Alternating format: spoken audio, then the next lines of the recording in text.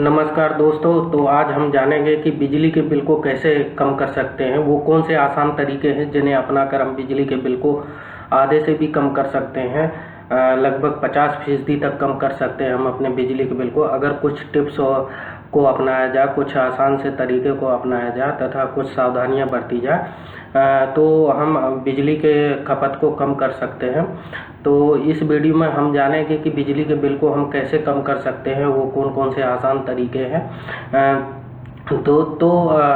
दोस्तों, ये आप लोग जानते हैं कि जैसे ही गर्मियों का सीज़न स्टार्ट होता है तो हमारे घरों में हम लोग गर्मी से बचने के लिए फ्रिज, कूलर और एसी वगैरह का सहारा लेते हैं, जिससे क्या होता है कि लोड बढ़ जाता है और लोड बढ़ने की वजह से कंजप्शन भी बढ़ जाता है तथा कंजप्शन के साथ साथ हमारा बिजली का बिल बढ़ जाता है।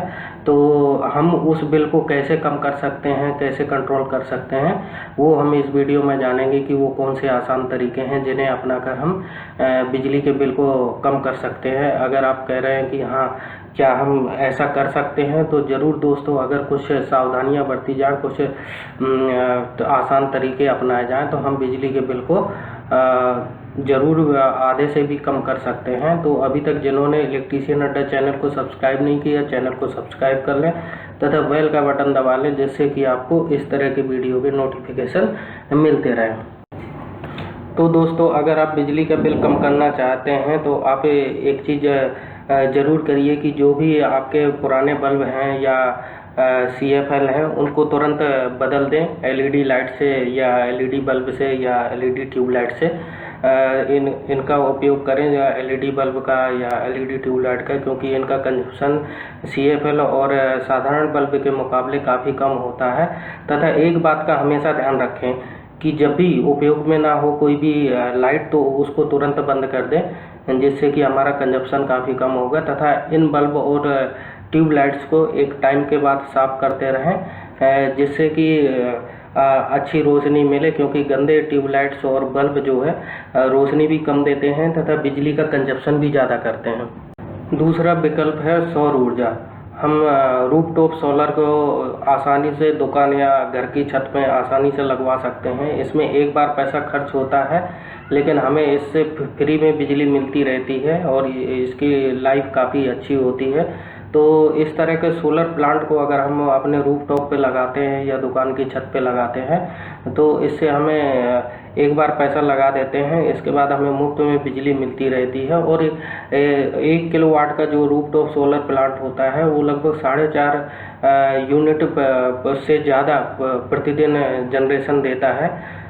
तो आप सोलर प्लांट ही सबसे अच्छा विकल्प है, क्योंकि इसका देश में प्रचलन भी बहुत तेज़ी से बढ़ रहा है। तो एक ये विकल्प है, इसको अपना सकते हैं। अगर आप एक बार इनिशियल कॉस्ट खर्च करने के लिए तैयार हैं, एक बार पैसा लगाने के लिए तैयार हैं, तो आप एक बार पैसा लगाकर बिजली के बिल को अपने काफ़ी हद तक कम कर सकते हैं। इसी तरह से रेफ्रिजरेटर, जो आपके घरों में फ्रिज होते हैं, इनको सही जगह पे रखना भी बहुत ज़रूरी है, क्योंकि इलेक्ट्रॉनिक चीज़ों को अगर हम सही जगह पर रखना बहुत ज़रूरी हो जाता है। रेफ्रिजरेटर को ऐसी जगह पर रखना चाहिए जहाँ सीधी धूप ना पड़े। इसके अलावा गर्मी वाली जगह से दूर रखें। रेफ्रिजरेटर जो होता है, इसके चारों ओर जो है एयर फ्लो के लिए पर्याप्त जगह रखें। रेफ्रिजरेटर में रखने से पहले जो खाना हम लोग रखते हैं, तो वो गर्म नहीं होना चाहिए, उसको पहले ठंडा होने दें, उसके बाद ही उसमें रखें। तथा जो इसकी कॉइल होती है, उसको नियमित रूप से एक साफ सफाई करती रहें, जिससे कि आराम से एयर का सर्कुलेशन हो सके। तो ये रेफ्रिजरेटर के लिए कुछ सावधानियां थी, इनको हमें ज़रूर ध्यान रखना चाहिए। इससे हमारे बिजली की खपत काफ़ी कम होगी। गर्मियों के सीज़न में आप सभी लोग एसी का उपयोग करते होंगे, तो इस बात का ज़रूर ध्यान रखें कि एसी को सही तापमान पर चलाएं। इसको लगभग 25 डिग्री टेम्परेचर पर चलाएं या उसके आसपास ही चलाएं। इससे एसी से ज़्यादा आप सीलिंग फैन का उपयोग करें, इससे बिजली की काफ़ी बचत होगी। तथा अगर हम घर की दीवारों और खिड़कियों को डायरेक्ट धूप से बचाते हैं, तो इससे एयर कंडीशनिंग एनर्जी का उपयोग जो है लगभग 40% तक कम हो जाता है। कुछ चीज़ों का जो है उपयोग ना होने पर उन्हें बंद रखें, जैसे कंप्यूटर है, इसको मॉनिटर है, इसको उपयोग ना होने पर आप बंद कर दें या इसको स्लीप मोड पे लगा कर रखें, जिससे कि एनर्जी की काफ़ी बचत होती है। तथा टीवी को अगर उपयोग नहीं कर रहे हैं तो इसको तुरंत बंद कर दें, तथा गीजर को उपयोग के वक्त ही उसको चालू रखें, वरना वो काफ़ी हद तक बिजली की खपत बढ़ा देता है। तो ये कुछ बातें थी जिनका हमें ध्यान रखने की ज़रूरत है। तथा एक और बहुत बड़ा कारण है जो हमारे बिजली के बिल को बढ़ा देता है, जो है पावर फैक्टर।